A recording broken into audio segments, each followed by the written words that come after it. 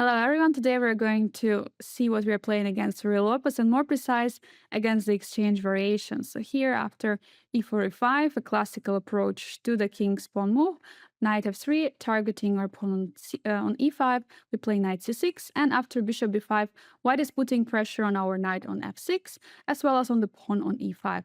After a6, there are many moves for the bishop, but in this chapter, we're going to look at bishop takes on c6, what happens after this exchange variation. Well, first of all, what we can already see, we're getting a pawn structure with a double pawn on the c file, which we could say it might be a weakness, but actually in this chapter, it's pretty good that we have a pawn on c6 and c7. At some moment, pawn can be pushed to the c5, and yeah, generally also this pawn is already covering many important squares and would be a good defense in case we decide to castle long. The other point is that the d file is already opened a lot, so we are ready to meet all the d4 pushes. And in the case, for example, of take, then we're going to have opportunities either to trade queens or to push c5 and again trade queens. Well, and also very important, of course, to understand that even though bishop took the defending piece on the knight on c6, the pawn on e5 indirectly protected, since after knight takes e5, we have a queen d4 move targeting both the knight and the pawn, and now knight has to go somewhere. Let's say knight goes to g4 with the idea of blocking the check with knight g3. So queen takes e4, knight g3, and here bishop e6. We're already having great position. Knight c3 targeting our queen, queen g3, and after castle, we castle long, and basically we just have pretty much no problems and good chances for attack on the king side against the white's king. And yeah, that's just great. So in case of knight d3, we're taking on e4. Here queen e2. Okay, someone played king f1, but it doesn't really make so much sense. I mean, you don't really have to defend on g2 with the king, since after queen e2 there is a pin, so queen cannot take on g2. So after bishop f5, we're just defending our queen. Knight c3, targeting the queen. Okay, now we have to take, and we long castle. We have definitely a bishop pair with open center, and yeah, for that definitely there is a big advantage for black. In case knight goes to f3, very logical square, we take with on e4 with a check. Queen e2 now, again, similar move. Now we take on f2, on e2, sorry, king e2, and knight e7. So we're many times in this endgame, we're going to put knight on e7, because knight on f6 is not going to be doing that much. I mean, since our knight from e7 is more flexible and it could go to many squares, much more than knight on much more important squares than knight on from f6. And also we could block the knight by playing the white's knight on f3 by playing f6 later. So now there is a question where to develop the bishop. Okay, there are, of course, you can develop it immediately to be g4 to try to attack the knight, but then maybe white would just play h3, targeting our bishop. There is a smart way how to see it. So first we play, okay, first actually it's white's turn. Okay, let's say d3 is played. Then we go here c5. So our idea is pawn on c6 now doesn't really bring so much sense, because it was covering these two squares and they're not so critical anymore. Now pawn on c4 controls the d4 square. Knight is c3, and we see that white is developing the queen side. So in this case, we understand that king will not really move next time, so white will not try to castle some way. So we play bishop d7 now. Bishop e3, b6 now, rook h2 e1, castle. Or we're going to play, in the next move, we're going to play, next move we're going to play f6, bring knight to c6, our bishop can go to d6, and so on. So that's the ideas which we can fulfill. And here, in case of rook e1, we understand that white wants to go for the f1 square, artificially castling the king. So here we play f6, restricting the knight from f3. And after king comes to f1, we play now bishop g4 because now it's a threat. It's a tempo. We're attacking the knight, and there is no real good way for white to defend the knight or to bring the knight somewhere because everywhere it's going to be attacked or it's going to be pretty clumsy. So already a slightly better position for black. So the very interesting point that at this position, h3 is pretty popular move, especially, of course, in online games. So here we have to understand that white generally has to try to go for the d4. I mean, not as soon as possible, but kind of soon and rush with it or develop the pieces. Because move like h3, okay, it's prophylactical move against our bishop g4, but we even didn't want to play bishop g4 in the first place. So this was like a fake threat. But with in this position, we can already be a little bit more ambitious. We play f6, defending the pawn first of all. Now, if white is going for d4 immediately, we're going to trade everything and go into this endgame. So of course, like taking with a knight, we would play fc5 and trade, and king would not be able to castle any longer, so it would be even better. So in case white castles here, we go c5 already. Since white spent this tempo on h3, we can spend one tempo to stop white from going d4. And now it's already a problem for white how to do it. If white is saying, okay, I'm not even trying to go for d4, we play d3, then we play knight e7, because now we want to remaneuver knight to c6, our bishops will come to e7, e6, and then we can decide either we castle short or long. If we are ambitious, we can castle long and we can try to push for this hook on g4. And if not, then we can castle also short and be safe. So c3, white is pointing out that they want to go for d4. So in this case, I would like to ask you to stop the video and try to find the best move for black. It's a very nice move. It's queen d3. So we're blocking the d4 push physically with our queen. Normally, queen is not a good blockader, but in this case, it's pretty annoying because it's not so easy to attack the queen. So first of all, we also attack the pawn on e4, so that's another problem. So rook e1, trying to kick our queen out from d3. Knight e7, we're aiming for the c6 square, rook e3, queen goes back, and we don't go back on d8, but on d7 with the idea of developing the bishop on b7 after playing b6 and long castling. So we're one step closer to the long castle. d4, we're taking everything. So here in case white takes with the knight, we will be very happy to win the game since the knight is lost. And in case of rook e1, then we go for b6, because if we play c5 trying to defend the pawn on d4, after b4 we'll have issues due to our position of our king, and our pieces are, it's very difficult to develop the pieces right away, because after b5 opens, white's pieces are actually going to join the game pretty quickly, but for us it's still kind of an issue. So that's why we play b6 here. We give a pawn. We don't need to hold to the pawn. Knight takes d4, bishop b7, and now long castle finally. Then our knight can go to g6, to c6, to any square. Of course, now since there is a majority for white on the king side, it's going to be difficult to push the pawns for them, because that would open up the king. And also, okay, it's going to be difficult to push these pawns for us, but maybe later in the endgame. Of course, 3 against 2, maybe it's going to be a bit easier to use than 4 against 3. But generally, the position is very comfortable also due to the bishop pair advantage. That was rook e1. And in case queen takes, okay, we're going into this endgame. We're going to many times go into this endgame. In this case, we already don't have even doubled pawns, so we can be even happier. We have a bishop pair. We have 3 against 2. We are ready to long castle, bring our rooks into the game. The position is just great for black, and slightly better already.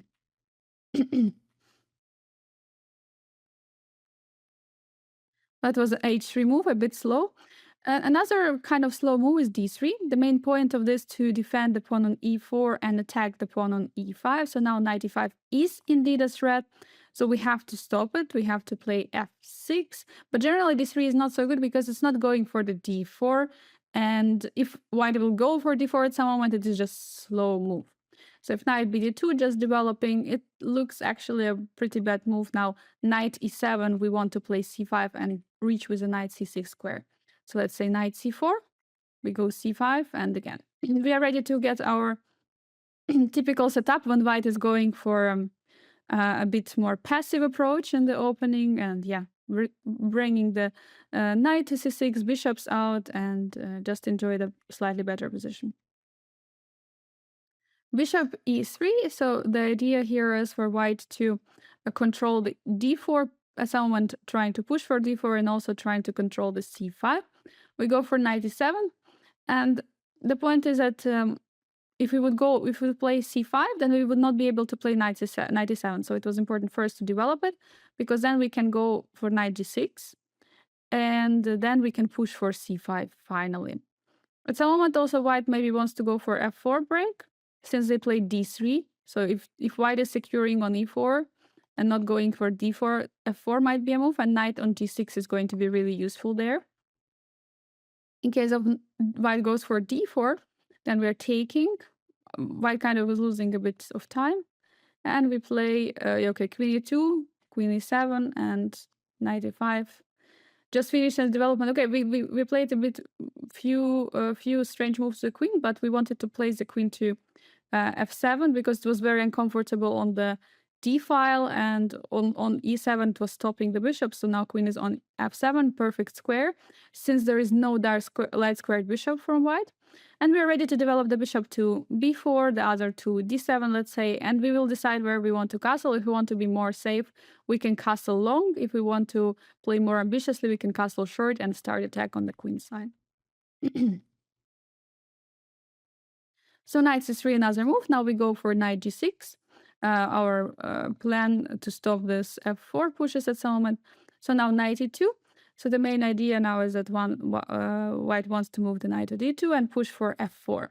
So we go bishop d6, trying to put more control into the square on f4, knight e2, bishop e6, castle, and here a5. So the idea is, of course, that in case there is going to be knight coming to c4, we can kick it out, since knight will not be able to go to a5. So f4, white is trying to break, but it's simply dropping the pawn, since after take, we have queen d4, and we're taking on b2, and we're just doing well. I mean, there is not much compensation for it. So it's not really happening. And yeah, just so you understand that, for example, after this move, I mean, of course, taking the pawn is possible, but we could go back and attack the rook on e5. So it's a intermezzo move, which we can use to play later b6 and defend the pawn.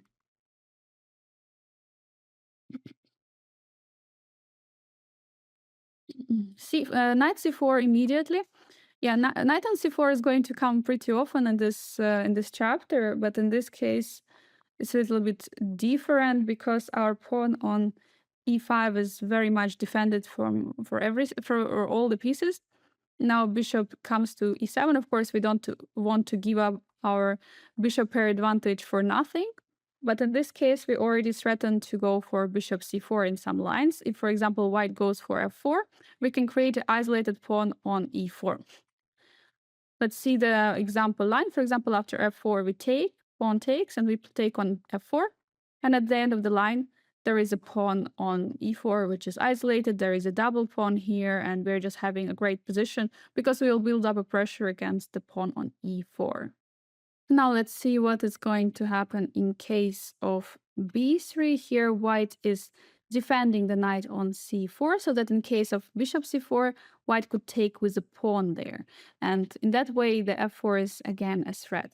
So now we play a4, challenging the pawn on b3, and after f4, we grab the pawn. We cannot allow any f5 push, so we take it, knight f4, we trade the knights, and here we go for short castle. In our next moves, we are ready to push for the b5, take the pawn on b3 if we want to, or we can also double on the a file since we have more space on the queen side.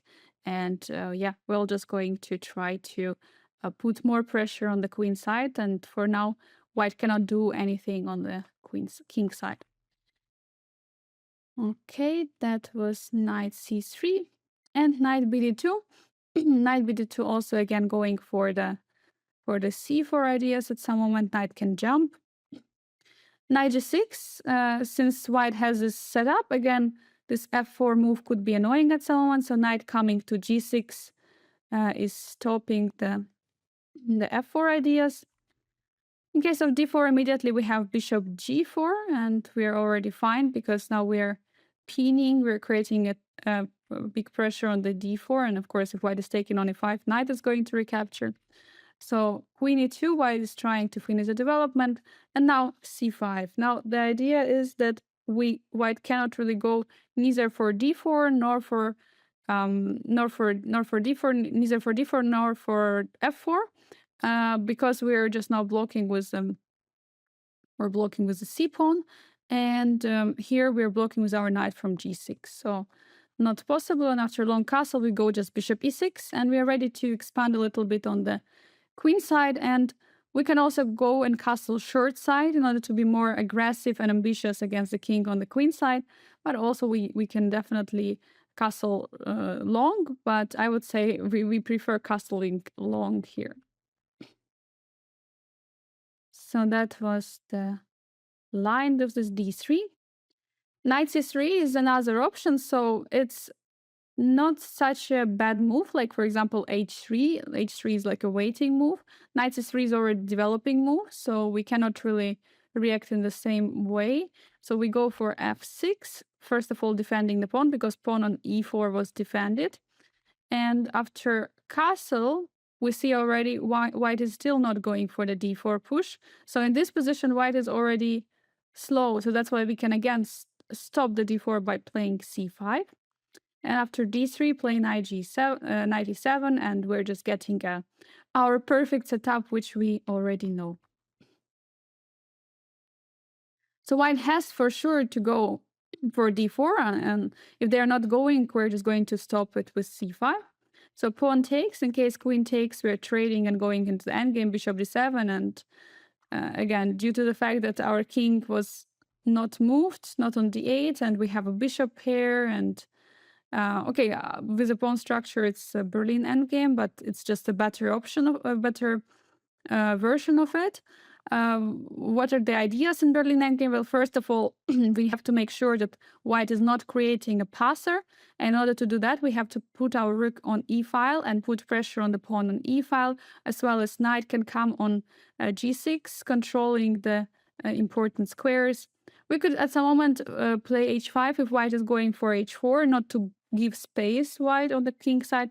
Meanwhile, we can slowly expand on the queen side, playing moves like a5, b6, bringing king to b7, and so on. So that's definitely another idea for us. And again, we have a bishop pair, and generally this 4 against 3 is some also kind of advantage, but it's also going to be difficult to create a passer.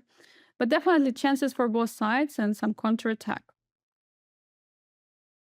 If white doesn't want to take with a queen, but takes with a knight, it's actually very interesting, because the queen now on d1 is just defended by the knight and the king. And okay, the question is what happens after c5, knight e2, and we take on e1 with which piece to take. So of course, like white doesn't want to break the bring the king to d1, so that later king cannot castle.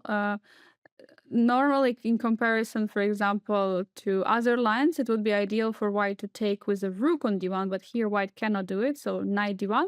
And now suddenly, even though the two bishops are out in the game, they're all the way behind. So one knight had to go back, the other knight had to go back, and here we go bishop e6. We're castle, we're just in time to develop and to defend on the c7 square. Knight e3, now knight e7, we are ready to push for already some f5 or g5, and just open up the full position for our bishops.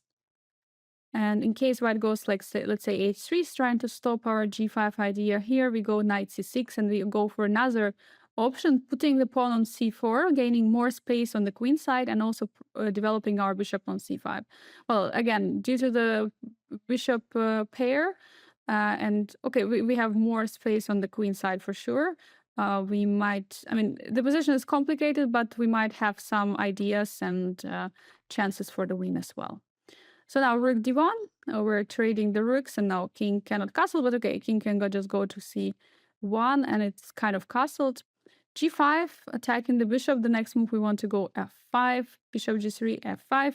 We are opening up the center, and the idea, of course, because we have two bishops and we want them to work. So if pawn takes on e5, knight take, bishop take, and we're getting into this position where the bishops are extremely important, opened up and working on these diagonals. In case intermezzo bishop e5 happens, attacking our rook, well, we of course forced to go rook g8, and after knight c3, b5. Now the position is pretty double-edged, because of course, like we were discussing it from the beginning, we're entering the endgame with a worse pawn structure, but we have a bishop pair. So for that reason, it's possible. Like all three results are in the endgame possible, but definitely great position and more space for black. So now we're going to see what happens in case of white goes for d4 immediately. Well, we're not really afraid of the first d4, but it's one of the ways how white can go and try to prove some advantage. But the problem is, for example, after knight d4, just not going to be good because of the same idea of taking on d1 with the queen and making white take with the king.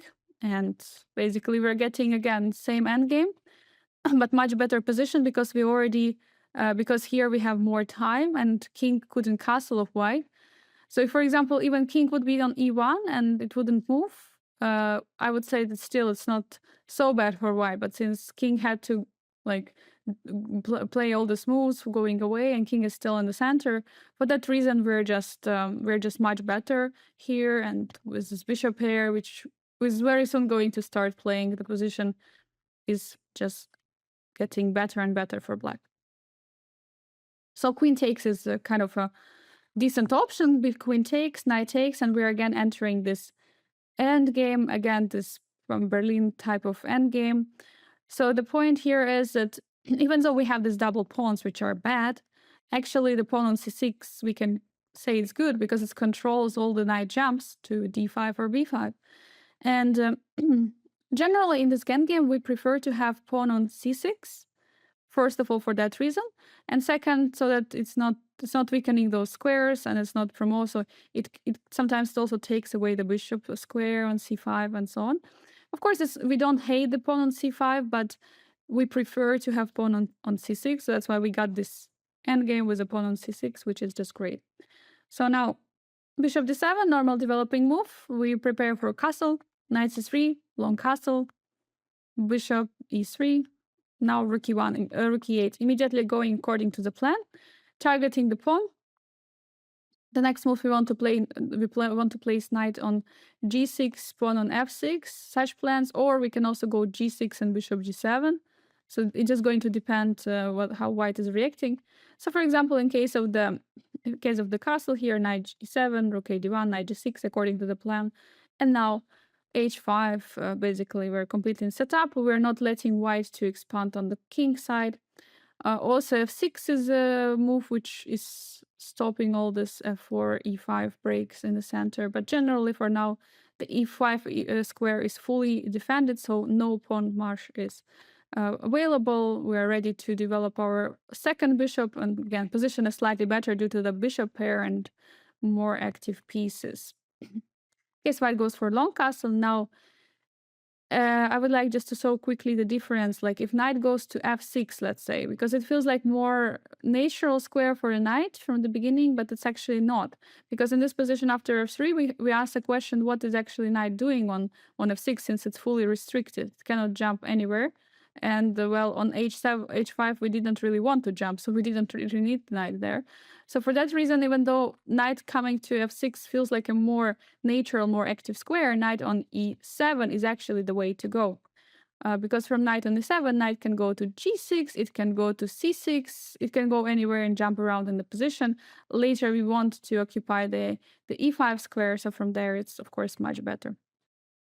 So rook h to e1, now knight g6 as according to the plan. In case white goes here f3, okay, we can see the difference with the knight on f6 and knight on g6, obviously. So now we have all the dark squares, and before the knight was just stuck. So h5 now, we're just gaining more space on the king side, knight e2, and now bishop d6, putting pressure on the pawn on h2, also controlling all the squares so that there is no jump, no knight jump. And yeah, just generally we have a good position, and okay, we can slowly just expand on the queen side against just one of the plans, which are many plans. And yeah, for white it's also going to be not so easy to push the majority on the king side. So interesting endgame, we're slightly better there. If white goes for f4, I would like you to stop the video and try to find the best move for black. So here we're going bishop b4. So we are trying to challenge white, since we are pinning the knight on c3 and we are attacking the pawn on e4. So there is more pressure. These pawns, even though they look so beautiful and working well together, they're actually becoming weaknesses, especially the pawn on e5. So now, for example, if white goes f5, trying to kick the knight, well, after knight comes to e5, we're getting a beautiful outpost for the knight. It's just amazing square in the center of the board. The knight can jump anytime. Like comparing the knight on d4 and e5, well, the knight on d5 can be easily kicked by pawn of coming to c5. Our knight cannot be kicked by any pawns, can be just traded maybe at some moment, but not. And the pawn on e4 is becoming weakness, so that's another story. That was a knight c3 line. In case bishop goes to e3, so it's more flexible move. Of course, developing the knight on d2 is better than developing the knight on c6 on c3. Also for a reason, like first of all, the knight comes on c3, there are all these problems, and knight cannot really work. But knight from d2 is more flexible. So long castle, everything is according to our plan. Now knight e2. Now the idea, of course, that after bishop b4 there will be always the c3. It's so different. So now rook e8, putting pressure on e4. So here, short castle, long castle. Okay, let's start with short castle. So now c5, we're attacking the knight and kicking it out. If knight goes to b3, then we have b6, just defending the pawn. And we're also restricting the knight on b3.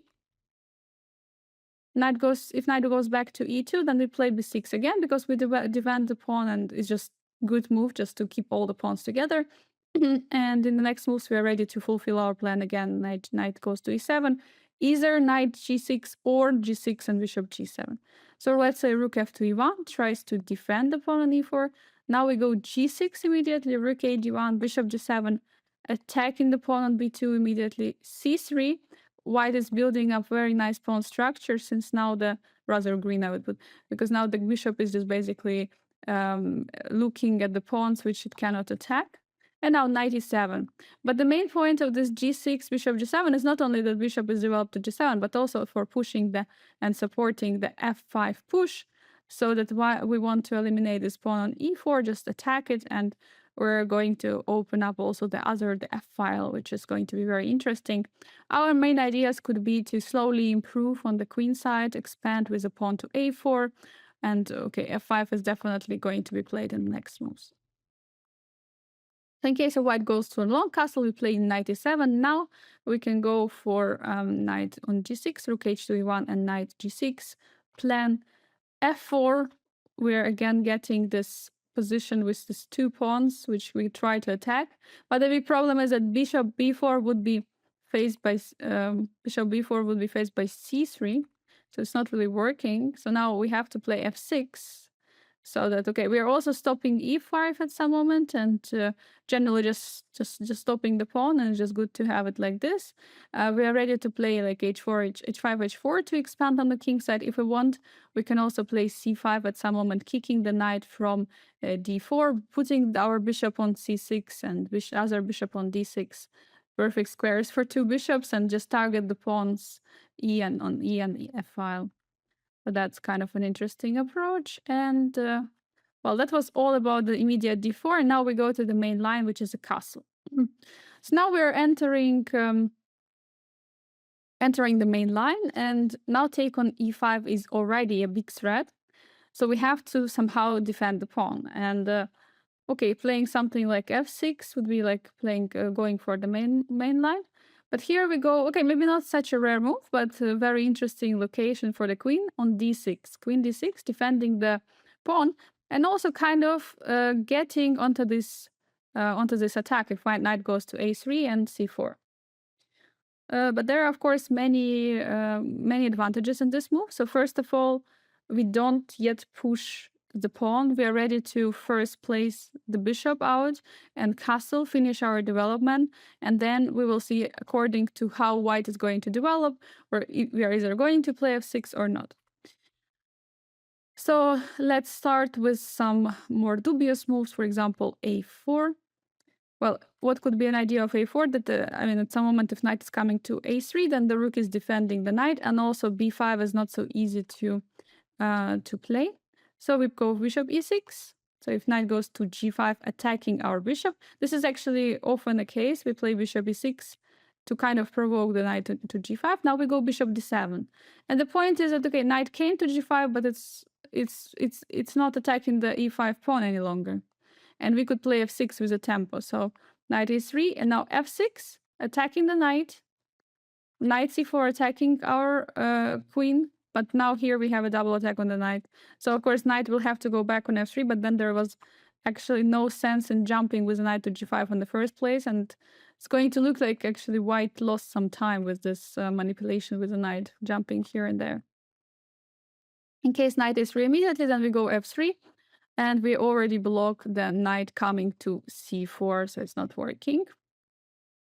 In case white is a bit slow with h3, then we are going bishop e6. So now we also again kind of allow at some moment knight g5, but okay. White is going for the d4, trying to go in the endgame. It's pretty remarkable actually. For example, after castle, after knight d4, we have a castle, and there are some very big issues against on the d file. We are winning a piece. In case white takes with the queen, it's just going to be pretty interesting to look and just compare and remind the position which we had before. So now knight is attacking our bishop on e6. We go back, and now if we compare this position to the position which we already discussed in the endgame, there I think king was still on e1, not castled yet. And I don't know, h3 was not made. Like basically we lost two moves with playing queen d6 and then taking on d4, and then with playing bishop e6 and taking on d7. We lost time with these moves. But we arrive at the endgame where actually this time does not really matter that much, because it's more strategical and like static kind of battle. It's not very concrete endgame, so there is no threat which could be a concrete. Okay, something concrete could be, for example, attacking the pawn on c7, but we are always in time to defend it with kings with castling, and king comes to c8 and defends the pawn. So it's not really working out. So yeah, very interesting that we can go there even without two tempos. So knight c3, trying to develop already after castle. Now we go bishop d7, and yeah, okay, bishop b6 here is also would be fine, but yeah, it's like pretty much unnecessary. Give up extra move now in this position. So we play bishop d7. Now d4, white is again opening up. So again, we are taking, almost always we are taking on d4. So if knight takes on d4, we long castle, and we just transpose to the d4, 6-move d4 lines. If queen takes on d4, we take knight takes, then we go for long castle. Again, we are getting similar endgame, plays the rook on e8, target the pawn on e5, bringing the knight to g6, and putting pressure on the pawn, not letting white to expand. Meanwhile, we could also try to expand on the queen side. Okay, h5 is also a move at some moment, especially if white is playing h4 themselves. So, but okay, here it will be more difficult because king is on the king side. That was nice history. In case of rook e1, we're going bishop d7, and we're going we're going bishop e6, because bishop d7 would be very inaccurate because of this move of knight a3, and now knight is coming to c4. So here we have to play bishop e6 to stop this knight coming, and after d4 again we have a similar similar endgame or like the same endgame but with different pieces. In this case, rook is on e1. We are at long castle, bring the knight to g6, rook to rook to e8, and so on. So we have a similar plan pretty much in most of these positions. So c3. Now white wants to push for the d4, and well, here we go with the bishop e6, because the big problem is, of course, that queen d3 and the pawn on e5 is not defended. We cannot really do the same way we did before. So bishop e6. It's actually already a new move because the seer says the bishop g4, pinning this knight. That's, of course, looks a very good move, but bishop e6, I mean, there is no real reason to go for the bishop g4, because our main plan is to most of the time develop the bishop on e6. So that's why we try to make this one also work and not to give up the bishop generally, because after bishop g4, after h3, then we most likely will have to take on f3 because it's not make sense to bring the bishop back. So for example, d4 now we take. If queen takes, we trade. We get into a position where there are two central pawns, long castle, pressure on the d pawn, knight c3, and now h6. Now we have a bit different plan because there are two pawns in the center now, and yeah, position is very interesting. But these pawns, even though they look strong, they actually are weak because we are putting pressure now for already on the pawn on d4, and this knight is defending it. So it means this pawn cannot defend the pawn on e4. And for that reason, we also have, for example, g5 move and bishop g7 coming and targeting the pawn on d4. We have also f5 break if we want to break the pawns, or if you want to weaken square, let's say after e5, there would be a super weak square on d5, and then we can also push for the c5. So many ideas here. If white takes with a pawn, then we castle long, knight c3 and knight e7, and now we're getting into the position where we didn't get the endgame after trading the queens. But what is the most important is that these pawns, even though they're doubled, they're serving a very good protection to our king. Then later king can come to b8, and we can start an attack against the king of white on the king side with moves like h6, g5, f5, breaking the center and pushing like towards the king later. So that's our plan. In case of d3, well, first of all, it's also a bit passive. Normally d4 wants to be played, but the main idea of d3 is to have a square on d2 so that knight could go to c4, but knight could also go via a3. This is going to be a main line, which we'll look a bit later. So knight e7, we're developing our knight, and the next move we're ready to play knight g6 to defend the pawn on e5. So in case of bishop e3, first developing the bishop before developing knight to d2. Then we go knight g6. Again, we're like controlling many nice squares with the knight. At some moment we can jump to f4. Very good position. So knight bd2, and now we're ready to go for c5. And yeah, the point is that we're right on time, since knight spent these two moves to go for the g6 square, and now the bishop is defending the pawn. So let's say after knight jumps on c4 with stampede on the queen, we just can move the queen away. And we're moving it to e6. Yeah, basically, we need to defend on e5, and we need to have like a good square. From e6 square, knight can actually attack the queen. And let's see what happens if knight attacks. Knight g5. We play queen g4 now, offering a queen trade. Now on e4 is defended because only one piece is the attacker. So if, let's say in case f3, in case white doesn't want to trade, then we have queen h4. And basically we are already threatening to target the knight on g5. In case of the queen takes g4, in case of the queen trade, then we are ready to have actually very interesting endgame. So this one is different to the endgame we discussed because the pawns were not traded, the d pawn and e pawn. So here we have a nice c pawn which is holding white from playing any like d4 breaks.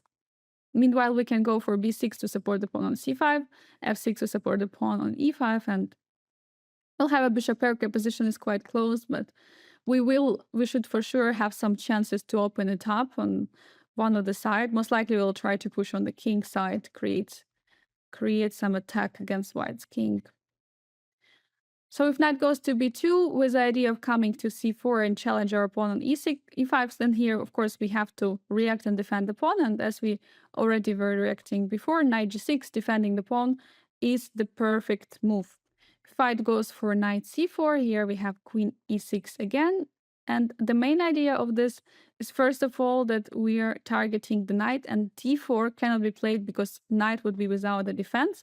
So in this position, white could try to play, for example, like bishop e3. We go now f6. Again, now we're defending absolutely everything. a3, a5, but we shouldn't be worried because white is doing nothing to go for d4 because knight is still hanging on c4. And queen d2, we go a4 now. We gained enormous amount of space on the queen side, and okay, anytime white is ready to push for d4, we could consider going c5 and blocking it, or we don't have to. So, but the problem is that if white is defending the knight on c4 at some moment and pushes d4, then two knights in the center probably would be a bit too much. So b3, white is defending on c4 instantly with the idea of breaking the center with the d4. Here we go c5, immediately stopping this idea. In case of bishop b2, we have f6, so we are defending and putting pawns on such a very beautiful pawn chain, which is tough for white's bishop. And now bishop on b2 is actually going to be out of the game, and position is slightly better for black. If knight goes to e3, so after c5 trying to use these light squares which got weaker, we play queen c6 and just preparing a square for the bishop to be developed on e6. And the pawn on e5 is not really attacked by the knight any longer, so one defender is enough. We'll play f6 to support the pawn, bishop e6, long castle, and then decide how we're going to continue. Maybe placing the knight to f4 and pushing on the king side would be an idea. That was a d3 move. Now we're moving into the d4. What happens if white is trying to open up immediately with a d4? Well, of course, we are taking as always. In case white goes for this intermediate e5 move, basically just first of all, pushing the pawn too far, and it could be very weak, and also it weakens the light squares. So we go queen d5. Queen d4, queen takes, knight takes. Again, we're getting to similar endgame, but the pawn is already on e5. The question is it a good thing or bad thing? So now we play c5. Now this d5 square was important when the pawn was on e5. Now, on e4. Now the pawn is on e5 is not really so important. So we go c5, knight e2, and now bishop f5. We can develop since the pawn is not on e4 any longer, and we're attacking the pawn on c2. It's not so easy to see, okay, white has to defend the pawn, and in the next move we're placing the king to the queen side, and we're just going to play on the d file. This pawn might be also a weakness, or we can also break it at some moment with f6. So it's not really make so much sense. In case of knight d4, well, in case this version of the endgame, the rook will come because here c5, knight f3, we take, and basically rook is on the d file, kind of stopping us from castling for now. But we're going for h6. So first, we want to stop any kind of jumps with the bishop and the knight, because it could be pretty annoying since of some ideas on the checkmate on d8. We will place the bishop on d7, then we are going to long castle. We can place the knight to g6, bring the rook to e8, targeting the e5 pawn. Our bishop could be on c6, and okay, the other we will see where it's going to go. But yeah, generally we just have a great position without any problems. So if queen takes on d4, we take, and again, we're reaching very similar endgame. Many times we're reaching almost the same. So now let's say knight c3, developing the knight, long castle, just going to transpose in the ninth move bishop e3 or bishop f4. So for example, bishop f4, attacking our pawn, then we're just playing long castle. Now knight c3, rook e1. So yeah, we're just putting pressure on the e4 pawn. Rook a to d1, knight e7, knight g6, as already before discussed, h5. Okay, maybe we're not rushing with h4, but we can also do it and gain more space on the queen side. Also, we can gain more space on the king side, on the queen side, here on the king side. And yeah, just putting pressure, holding these pawns, and just slowly improving against. It's pretty actually interesting how computer likes these positions and gives the evaluation of slightly better for black. Even though we have we have a material advantage of the bishop pair, but our pawn structure is not so good. So for that, we are kind of compensating, and white has a better pawn structure. But somehow, computer likes actually black's chances, and that's a good thing, definitely, that we can play. We can try to play for a win this endgames as well. That was bishop f4. Now, in case of bishop e3, long castle. Now, for example, if knight goes to d2, because it's logical, first developing the bishop to e3 and then developing the knight to d2, then here we can go for c5 already, attacking the knight. We're talking that we prefer the pawn on c6 if it's on c6, but okay, in this particular case, it's pretty much concrete, because here after knight e2, we have knight e7 move, letting the pawn on c5 go. Because the problem here is, if white is taking on c5, bishop b5, and two bishops are hanging, and white is losing, so doesn't really work.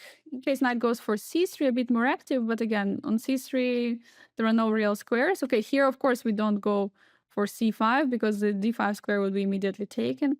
We go rook e8 according to our plan, rook f to e1, knight e7, rook a to d1, knight g6. So all the typical moves we are playing, h5, ready to play f6, ready to play b6, a5. Okay, we will see about a5, but b6 for now, or bringing the king to b7 also could be possible.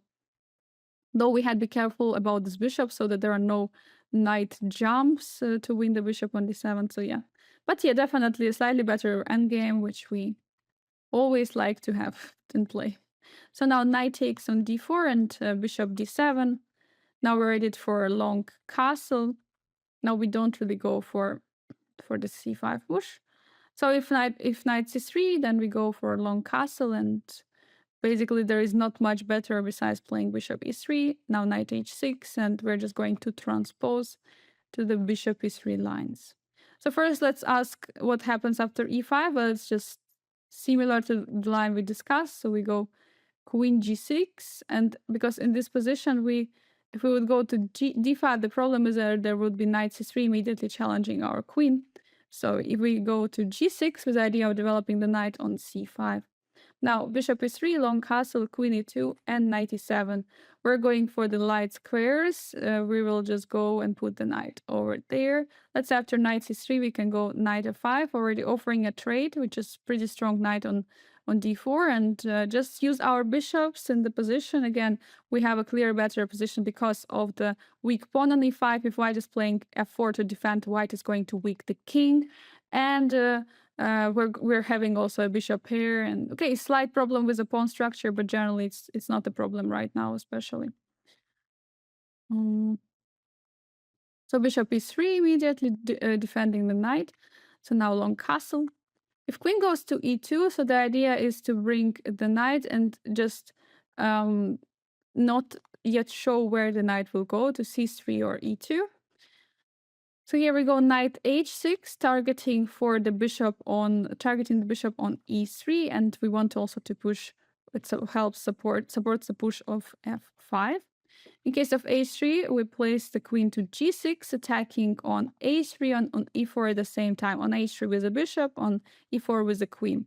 And after queen f3, we have f5. We're breaking immediately, and we're transposing into a very good, not transposing, but we're getting into the very nice position. Bishop f3, stopping like this makes more sense. It's not creating weaknesses like h3 move. So now it defends the pawn on e4, and white is getting such a nice pawn structure. But here we can immediately strike it with f5. So now the question is what white will do. In case of knight c3, we have f4 already. We can start playing positionally, and it's going just to transpose to the nice move knight c3, and then there is this f4 line, which we will discuss in a moment. Knight comes to d2, then we go queen g6 here, because now we are ready to place the bishop on d6. and ready to create an attack. So now bishop takes h6 is possible, but after queen takes h6, take on f5, we have bishop d6. Because, okay, bishop c5, there would be some knight d3, doesn't matter. So g3, white is stopping the checkmate ideas, and we take on f5. The point is after knight takes f5, there is a check, and we're winning back the piece on d2. And this position is actually already winning due to the rook, which is like ready to eat all of the pawns on the second rank.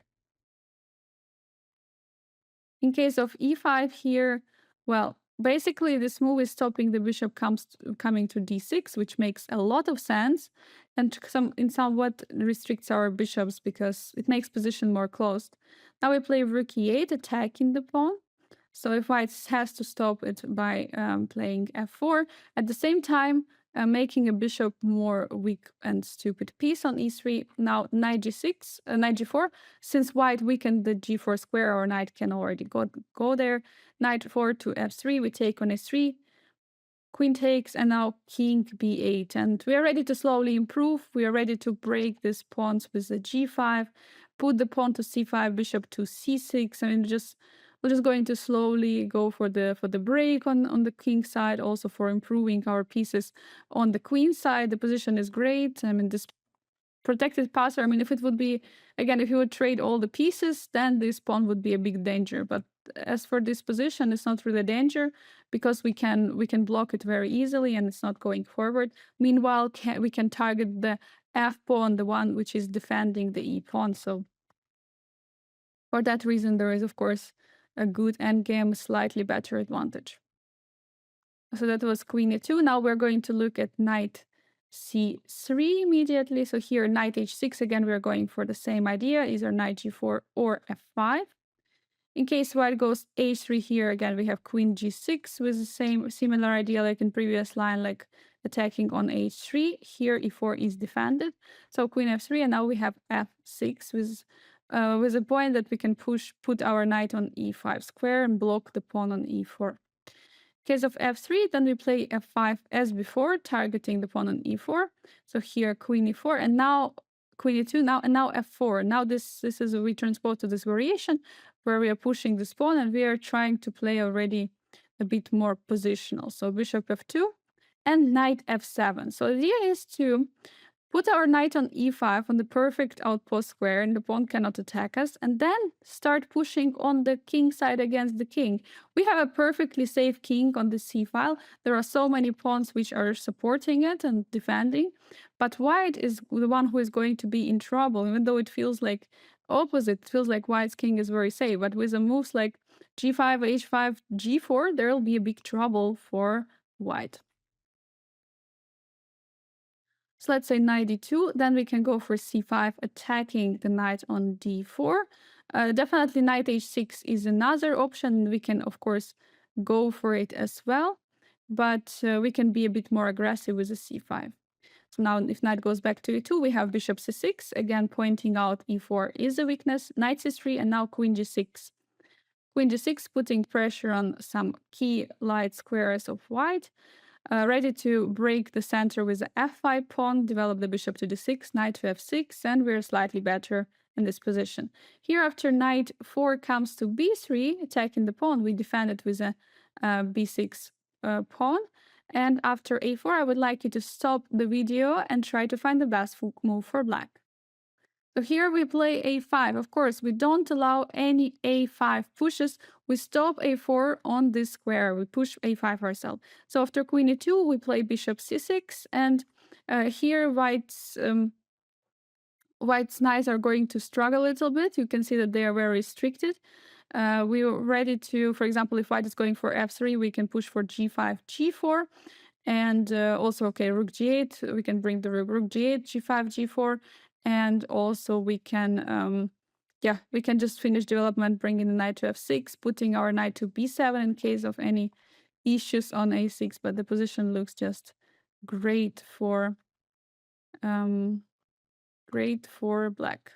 This was d4. Now we go for the b3 move. It's pretty a risky one because, basically If we can go for f6 and c5, there will be no real squares for the bishop because bishop is just going to look at our beautiful pawn structure and not do much. So c5, knight a3, knight wants to go to c4. We play b5. Now we are forced kind of to stop the knight so that it doesn't come there. c4 and now queen d3. Again, the similar idea which we already had in the previous line to stop this d pawn coming. Why does it work here? Well, first of all, in case of knight e5, there is queen d4, a double attack of the rooks. Here, for example, if white is taking on f7, king f7, after d3, we can play h5. So now we are ready to hide with our king in some cases, but generally, okay, we are up a piece and we are clearly better here. If bishop goes to b2, we play f6 to build up very beautiful pawn chain against the bishop on b2, c3, and now queen d3 again, stopping the d4 push. Rook e1 trying to kick our queen from d3, knight h6, rook e3, queen d7. After d4, we are ready to break the pawn on c3 with b4 and attacking the knight. So if knight goes to c2, now supporting all the way the d4 push, we go bishop e7, and after d4, cd, cd, ed, queen d4, we have not long, but short castle in this case. We're ready to trade the queens, but on our terms, we have 3 pawns against 2, no double pawns anymore, and we have a bishop pair advantage. Of course, generally, I would say still our pawn's a bit weaker than white, so so there should be a compensation for the bishop pair for white. So that was knight e3. What happens in case of bishop b2 immediately? Well, then we just play f6, and we have pretty much similar ideas and similar plans. Bringing the knight to c6, the other bishop to the e6 square, a long castle, and yeah, just enjoyed the game. So now we're moving into the main line, which is knight a3. This is the main line of this queen d6 and the most challenging move because the next move is actually a threat. So knight c4 is a threat, attacking the queen and winning the pawn on e5. So we have to do something. We cannot just sit still. And we go for f6. The main line actually goes with the bishop to e6, stopping the knight from coming to c4. But we are going already for more surprising and rare moves with f6. Also b5 is possible, but it's a little bit maybe more too much. So we wanted to those lines we considered, but of course, like the problem is that they're more difficult in some moments, and yeah, basically, if we go for this f6, we're just going to get good positions if we're going to know our setup or what we are doing. So that's why we're still going for this, and against our f6 move, white has also tried to be more energetic in order to try for something. But not really sure how white is continuing at the moment. So let's say c3, white wants to go for d4. And here, after queen d3, we're again blocking the d4 push, attacking the pawn on e4 now, since on e5 is defended. So if rook e1, with the same idea of trying to kick our queen, so bishop e6, rook e3, and queen d7, we managed to develop the bishop and put our queen behind it. So next move, long castle, and we are fully ready. So now actually we're creating many threats, and we're slightly better at least, and having good chances putting pressure against the d4 pawn. So in case of queen c2, well, this is not the best try, because here we just trade and go for knight e2, knight e7. So after d4 we trade, we get into the similar endgame which we had before, but here the pawn is on d4 already, and these pawns in the lines where the pawn was on c3, the pawn on e5 was merely the weakness, or like the target pawn. But in this case, we already have chances to trade the f pawn for e pawn, and to create structures where white would have an isolated d pawn. So it's going to be very interesting. So, and again, we have like a bishop pair, and we are ready to finish the development and start putting pressure on the pawns. That was a c3. So in case white goes for d4, so it's of course very straightforward and direct approach. But okay, knight c4 is definitely the main move, which we'll discuss in a moment. So after pawn takes on d4, if queen takes, we are trading and we go bishop d7. And looking into this endgame with a knight on a3, it feels like it's a little bit the wrong place.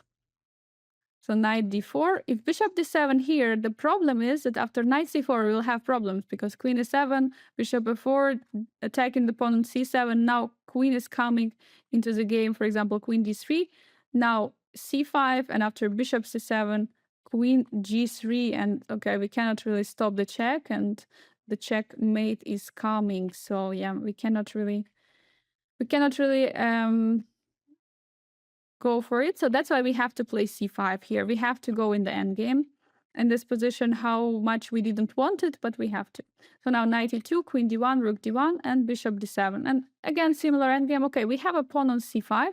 We were discussing that we prefer to have pawn on c6, but it's completely fine because we have a compensation here since the knight is now misplaced and white will need some time to reroute the knight. If knight would be on c3, okay, definitely it's a better position for white, but now knight has to be rerouted in some way if white wants to somehow to use the fact that d5 is weakness. So knight c4, long castle, f3, rook e8, and okay, again, similar ideas. We can push for f5 to target the e5 and offering this trade and open the diagonals for our beautiful bishops. It's also another idea, but we can also play according to our plan. I think that since the pawn is on c5, it makes more sense to attack the pawn on e4 and break it with the f5 move. In case bishop goes to f4, again, the bishop is attacking on c7, and right on time we're defending it. Knight c4, knight e7. If f3, then we go for g5. We can already be more ambitious. Bishop g3, and now bishop g7. We are ready to push for the f5, and again, trade the pawn. The main point here is, again, that since the pawn on c5, the pawn on the square on d5 is much weaker than usually, so it would make a lot of sense to trade the e pawn for f pawn, so that this pawn is not attacking the square and not taking control of it. If knight comes to c3, we go for g5 again, bishop g3, and now bishop g7 with a pretty much similar plan of bringing bishop to e6 or to go for f5. That was a knight takes on d4. In case of e5 here, trying to be very energetic. Actually, it's very interesting move, and it's pretty critical because we have to understand what we are doing here. Our king is in the center, white castle, and can pretty quickly bring the pieces into the development. And very important here that we go queen d5. We're of course not taking anything because it would allow unnecessary attack. So, and also, for example, okay, in case, let's start, okay, first of all, with queen e2 move. Okay, white is putting the queen on the same file with the king, but after knight e7, we are breaking this x-ray and pin, and we are ready to develop the bishop to g4, pinning this knight and castling long. So let's after bishop f4, bishop g4, takes, and bishop c7, we have, if white is becoming pretty greedy, we have already b5, and yeah, definitely. I mean, white has not really won the pawn, but gained the pawn back. But also with that, also gained a lot of problems. Now it's almost winning according to computer because of the bad pieces of white. This knight is pinned. We can always take it and double the pawns for white. King is going to be great on f7. It's not needing anything else. It will be safe there. And yeah, just great position and bad pieces for white. So rook e1, another x-ray, makes more sense maybe here. Now knight e7 again. If e takes f6, gf, and after queen d4, queen d4, queen d4, and king f7 again, very good square on f7 for the king. King is hidden, and there is no problem. It's around equal position. Of course, feels like okay, white has all the pieces, but our bishops are also coming into the game, so we'll have around equal endgame, but with equal good chances for a win. So queen d4. Now, once we in this kind of position, if we trade the queens, then it's already good. knight takes d4, c5, challenging the knight. So now, for example, e takes f6, pawn takes, and knight e6, occupying this beautiful square. Bishop e6, we have to take. We cannot tolerate that knight. King f7, and rook goes back with b5. So we have more space on the queen side. Of course, we have also pawn majority there. We gave up our bishop advantage, bishop pair advantage, because, okay, the knight was very annoying. Knight could come to c6, bishop to d6. We have a good positions, and yeah, we don't really have issues, or we can say our pawn structure is slightly weaker than white's, but we defend everything pretty much without an issue. So that was rook e1. In case pawn takes on f6, well, here it's very important that in case we take on f6 with a knight, then there is rook e1. And the problem is that some piece of white, either it's a rook or a knight, could get to e5. So that's why we're forced to take on f6, which is a very strong move, but it's important not to forget it, because it's very natural to take with a knight on f6, but we need the pawn there to control the e5 square. So knight takes on d4, now bishop d7, and we are ready for a long castle. c4, white is trying to kick our queen from the d5, so now queen f7. Now queen is going to the square. In case of bishop f4, we are again right on time to defend the pawn on c7, and we are just fine. In case queen e1, the main idea of white is to attack the king and to bring the queen with a tempo on a5. So here we're going to most likely not be able to castle, but it's okay, we will get a good position. So knight e7, of course, we are stopping the check, and after queen a5 here, we have a b6, and after queen c3, we have a long castle. We don't have to worry. But there is a tricky move from white, which is bishop f4, attacking on c7 like this, because now it's not attacking with a queen where we could have played b6, but where white is attacking with a bishop on c7, and now there is a big problem how to defend, because if we're going to defend with a castle after queen a5, we will be in a huge trouble. So king d8 is the only move which is not losing. And okay, later in the game we can go for b6, king c8, and bring the king to b7, and then the king come out. So it's not a problem. Rook d1, now king c8, and we're just basically. We didn't have castle opportunity, but we can go b6, bring king to b7. We will have an interesting pawn structure here, which is going to defend the king. Meanwhile, we still have a bishop pair, and we are ready to go for the, let's say, f5 and bring the knight to g6, targeting the bishop, and we can maybe try to start creating some attack against the king. But pretty complicated position generally, but yeah, very important that we have to remember that we have to play this king d8. Knight c4. White is going for knight c4, but after pushing d4. Also pretty critical to understand where should we put our queen. There are a few moves with the queen, which may feel like at the first glance pretty similar, but there are problems. So for example, let's start with queen c5. So queen c5, and here after b3, we have a big trouble since bishop is coming to a3 and the queen is misplaced. If queen comes to e2, then queen d4, and we're again having some issues. So we're not able to trade the queens, and if we're going to play something like bishop d7 after rook comes long castle, there could be ideas of bringing the queen to a7 and checkmate us. So we cannot really do that. So queen d7 is the only square, but it looks very awkward because the bishop cannot be developed, but we're going to have our own plan later because we will be able to develop the bishop anyway without a problem. So let's start with knight e4. Basically the only game which reached this position after queen d7 was knight took on d4.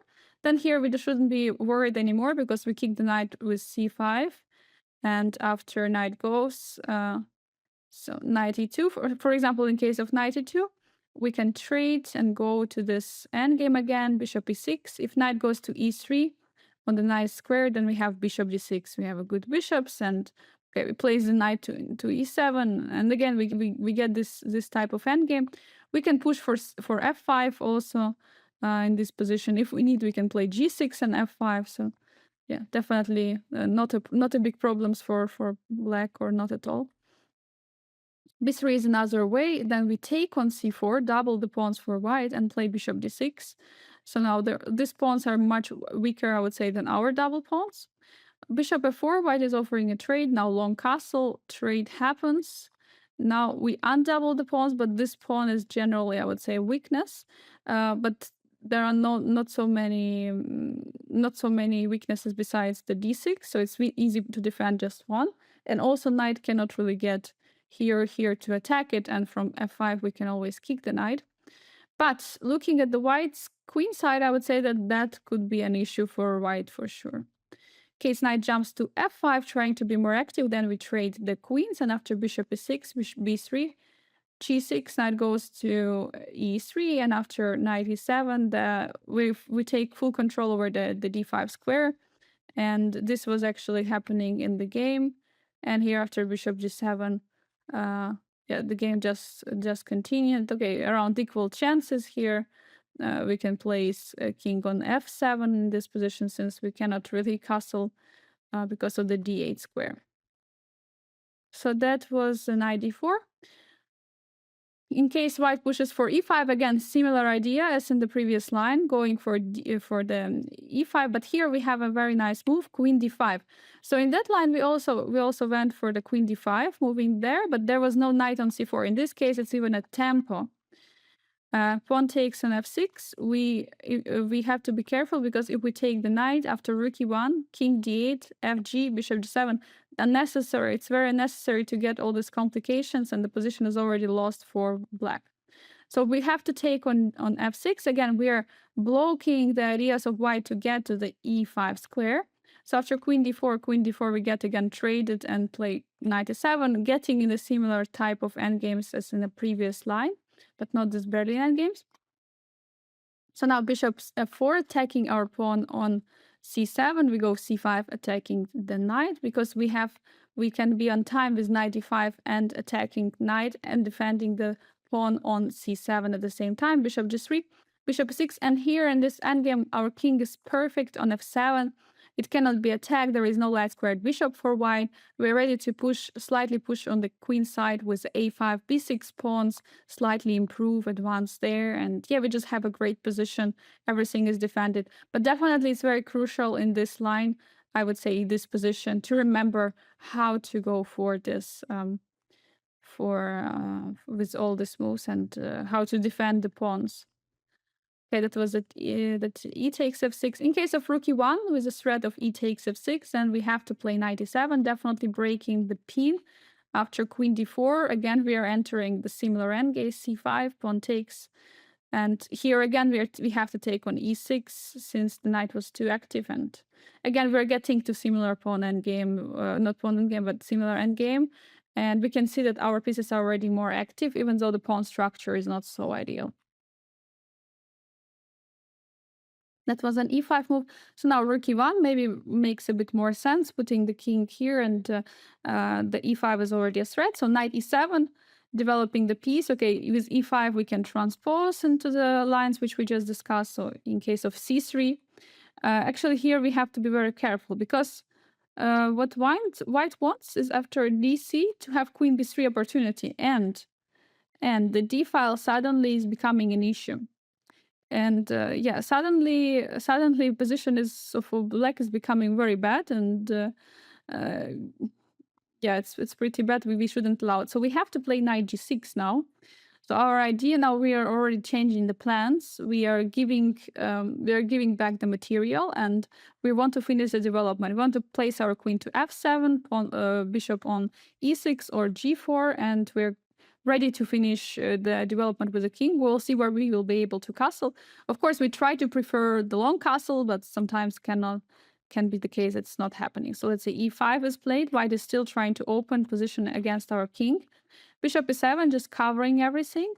Pawn takes, we take with the pawn. Okay, we couldn't even take with the bishop, but we of course take with the pawn to control the e5 square. Super important. cd. Now queen d5, again, attacking the knight, playing it with a tempo. Now knight e3, queen h5 already, and we are ready to develop our bishop and castle. Okay, in this case, ideal would be bishop g4, but the knight is controlling it. So if knight is not going to control, we will have bishop g4.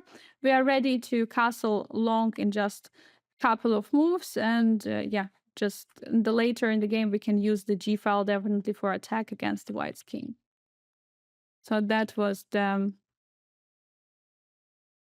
sorry, that was the rook e1 line, right? We looked at it just a second just to make sure. Yes, we just looked at this line. Okay, perfect.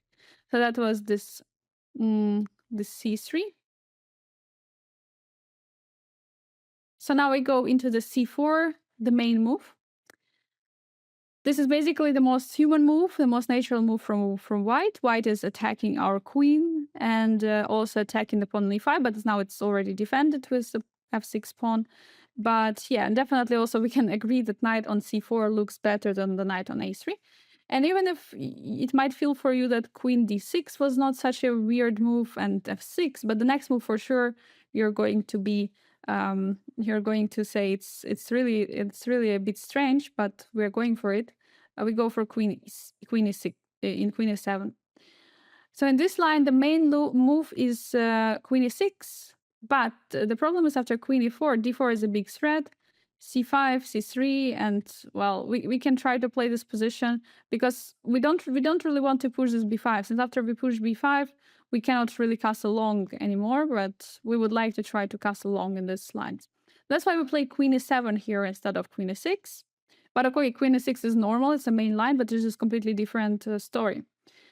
So in this position, the question is what white wants to do, because we are threatening actually to go with the bishop to e6 and to attack the knight on c4. Okay, so if white is going b3, we still go bishop e6, again attacking the knight. Bishop a3, attacking our queen and the bishop. Now, if we go c5 here, blocking the bishop, after c3, long castle, and d4, we will have issues because there is a pin and problem on c5. So that's why we have to play queen f7 and we trade the bishop. We actually can be happy because our bishop was also not such a great piece. And even though we played already how many moves, like we played queen d6, we played queen e7, queen f7, and and queen f8. So we played 4 moves with the queen for it to appear here. And we will play, I think, one more move with the queen maybe later. But generally, we white also spend time like playing bishop a3, bishop f8. And okay, generally now we receive the position where the time is not such a big worry because our position is extremely solid. Our pawn structure is so solid. So let's say what happens after queen e2.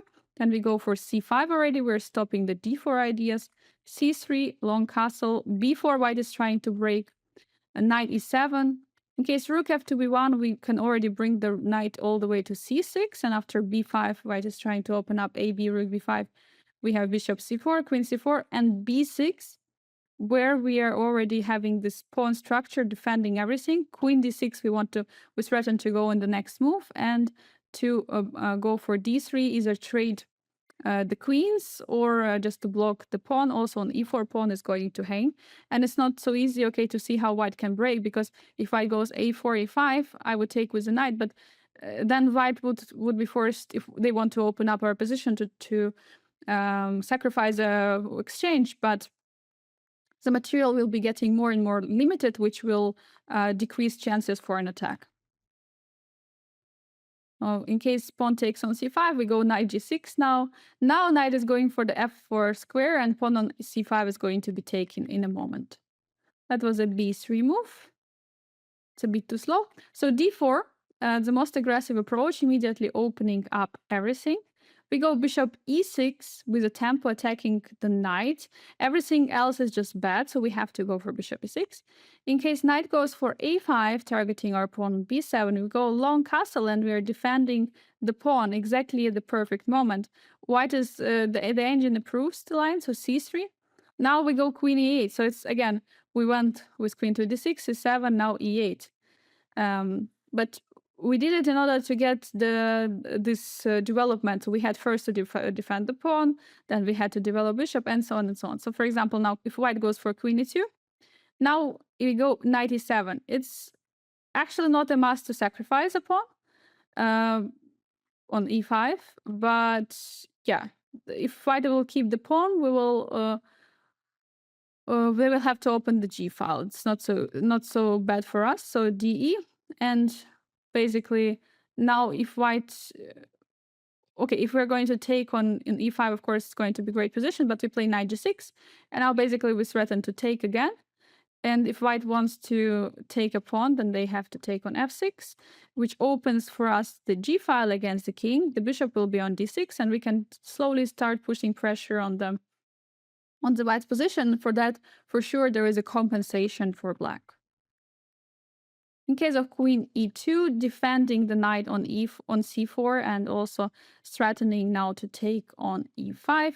Here we have to take on d4, knight takes, and now if we go back with the bishop to d7, like we went in the similar lines, and after bishop f4, again, long castle, and after knight b3, we have the big problems because, I mean, the knights are very, very aggressive here, and they're ready to jump in our king's position. So for that reason, it's a little bit, yeah, it's a little bit annoying. So for that reason, we have to take one of the knights. So bishop c4, queen takes. Now we don't have the bishop pair advantage any longer, but it's okay because we eliminated one of the attacker. Now queen e4, we are taking the pawn since there is no rook e1. And yeah, pretty much the only move if we want to long castle. And now the point is that we are also pinning this knight on d4. So of course, white has to try to develop the pieces. So for example, if white goes something like f3, I mean, it was played in one game, but it's not really good because here we can go queen d5, immediately challenging the queen. If rook e1 check, we just put our king on f7. As discussed many times, king on f7 is located pretty well and pretty safe. In the next move, we'll finish the development with bishop d6 and knight coming to e7, and yeah, just having a nice position. Later, we can put the king to g8 if, at some moment if we want to. But here, very strong move, bishop f4. So if white wants to try to keep our king in the center and attack, white has to go for the bishop f4. So now if we're going to long castle, the problem is a rook after rook a to d8, d1. Queen f4, there is going to be knight c6, and well, we cannot really take because there is going to be a problem on a6 and the checkmate, so we cannot really do so. And if we're taking on d1, well, we will have all, and on c6 they will have again checkmate threats, so it's not going to really work out for us. So we have to take on f4 here, and now white has a compensation because the king is obviously still in the center. So if g3 is played, attacking our queen, which was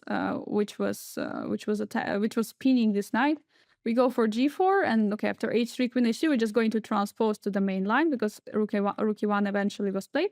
So rook f e1, let's go to the main line. Knight e7, now g3, now again the same. If queen goes to d6 here, after knight e6, b5, queen b3, rook d8 is the only basically move, just, I mean, trying to get the play. Here after c3, rook to d1 is coming next, and we are in a huge trouble, and yeah, very, very dangerous position. So we go queen g4, trying to keep the pin still. There are two moves, either f3 or h3. So let's start with f3. So this is a worse option because it's opening up and weakens the dark squares on the a7 g1 diagonal. So later after queen h3, knight e6, now rook d8, the only move for king to try to escape on c8. After knight takes, king takes, queen f7, and now b5, the king is slowly escaping. Let's not forget we took the bishop, so we have two pieces currently for a rook. a4, we bring the rook back, the queen back to d7, pawn takes, and then knight d5. An important intermezzo move, attacking the queen. So if queen takes, king takes. After bishop c5, we're going to stop the pawn march, and we're going to have pretty nice winning chances in this endgame. That was an f3 move. And after h3, here we have to take on h3 because if we bring the queen back again, sorry, we have to take we have to take on h3 because if we go back and knight comes to e6, similar to the previous line, b5, queen b3. Now king f7 and knight can I mean there can be some party. So for example, first of all, okay, knight g5 would not be good because king g6 and we are just winning. If knight d8, the line is going to be a bit crazy, but should be around equal at the end. But knight c7 is definitely the biggest kind of threat. But still, the position, even though it's tricky, but still at some moment there is an endgame, but very long line and very dangerous. Like our king is in the center, like all these moves, like we cannot really memorize to play all of it. But okay, at the end of the line, apparently there is going to be some kind of miraculous draw. So we have to go for queen h3 because okay, this queen d7 is so much I mean more tricky. So now knight e6. Now we go rook d8. It's very unlikely to get into this position because but okay, because there are just simply the many only moves which white could do to get here, and also now from now on also we have many only moves which we have to make. So of course it's important to know them. So knight c7, now king d7, king is going forward, but okay, it's going to hide. So now knight e6, knight d5, we are at the same time putting our bishop ready to develop the, our knight ready to develop our bishop, and also closing the pin on the king. So queen b3, bishop b4, we're first of all defending the pawn on b7 and attacking the rook. So c4 takes, and okay, white couldn't take definitely here because knight was hanging. So takes, and now king c8 defending on b7. C takes, rook takes, queen b6. And yeah, the problem here is the checkmate strat is in the position, but if we play rook d7, if we play here rook d7, the problem is we are just going to lose after queen a7 since queen a8 is the checkmate. So king b8 is the only move. So now this check doesn't really bring much. Knight c7, attacking the pawn on a6. Now we bring back the queen. Knight checks, king go to c8, and after queen a7 we have take on a6, queen a8, king c7. And in this position we are finally getting into the drawn queen endgame. Very long line, but okay, it's good to know approximately that. Okay, first of all, it's good to have understanding that this line is going into the equality. For that to happen, of course, white has to play many great moves. But definitely it's good to know that how to defend and what to do in this line where we have kind of the only moves in the position. So now I would like us to go through the main ideas and main moves in this chapter, starting from the line where white is seemingly not really trying to go for critical lines, not going for d4, but rather playing very slowly. It's also we can also say about not only h3 but also knight c3 line, knight c3 castle. So here we are going for c5. So the main idea is that we are stopping the d4 break, and we can be already a bit more ambitious in this variation. So for example, and if white goes for something like c3, then we can already play queen d3, and we make white slow down a bit with this move. The next position is when we reach this endgame, which we reach many times, kind of a Berlin-like endgame, but our king could castle. King was not on d8, but it could castle. And so just the typical plans which we have to know is that, okay, we have, first of all, we have bishop pair advantage, but we have some doubled pawns. We have a pawn advantage, pawn majority on the queen side. White has pawn majority on the king side. What does it mean? We have to try to stop white's pawn majority on the king side from marching forward. So that's why placing the rook on e8, bringing the knight to g6 and so on, putting pressure on the e-pawn is definitely a good idea. So knight on g6 is a pretty typical square. Playing h5 if white is going h4. Also, slowly expanding on the queen side is another idea which we can use in this endgame. The other position here, white played rook f2 e1. So that's another plan which we can use in this position. Here we can go for g6. So after rook a d1, we can place bishop on g7, even though it's a little bit different. Like if, for example, there would be a castle on the side and king would defend the pawn. Now it's already attacked, but okay, after c3, white is just stopping from our bishop. But after knight e7, we have already a plan to go for f5. So there are just different ideas which we can consider. And for example, when we play the game, it's going to be many times difficult to understand which exactly plan to execute.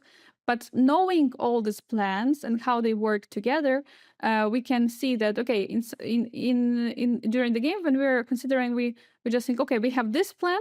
We have plan of playing f6, rook e8, knight e7, g6, and then okay, slowly improve. But okay, slowly improving on the queen side many times is definitely it.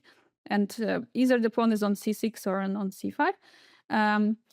But yeah, generally, okay, about this pawn on c6 and c5 is that if pawn is on c5, is definitely more chance for us that we want to break the pawn on e4 with f5. Because if we're just going to put more pressure, white could occupy the d5 square. And if we have pawn on c6, we don't worry about that pawn anymore. Yeah, if pawn on c6, we don't worry about any knight coming on d5. For that reason, this plan with knight g6 may be a bit better and more solid. But in this particular case, we are really aiming for the f5 break so that we could trade the e-pawn for less pressure on the d5 square, so that white couldn't really use it much. Yes. So now we're getting into the position where white played here rook e1. So now we develop the bishop on e6, also stopping the threat of c4. And yeah, I mean, just generally, for example, here, showing this endgame where we spent already 2 tempos. So we played queen d6 and took on d4, and then we played bishop e6, and we went back with bishop d7, just to highlight how in this endgame time does not really matter that much. I mean, there is nothing really concrete, because anytime the pawn will be attacked, let's say with bishop here, we are immediately castling and defending it. So there is nothing concrete and nothing dangerous in this endgame for us. We have similar plan all the time. We castle, play rook e8, especially with the pawn on c6, now knight e7, knight g6. If pawn is on c5, we don't really want, already once we get this endgame, we don't really want to push c5. But if we got somehow endgame with pawn on c5, then we can go for the f5 break. So that's another plan.